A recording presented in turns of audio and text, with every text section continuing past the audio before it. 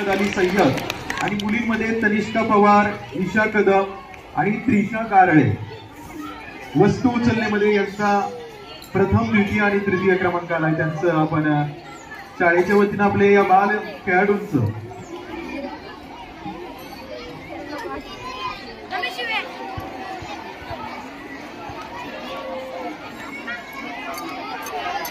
करने वालों की कभी हार नहीं होती असं वचन आपण सोबत घेऊन खेळाडू खेळत असतो. आणि आपल्या सगळ्यांचा प्रवास ज्या ठिकाणाहून सुरू होतो तो म्हणजे किती जोरात वाजवले पाहिजे, कारण तुमची माझी सगळ्यांची सुरुवात त्या ठिकाणाहून झाली.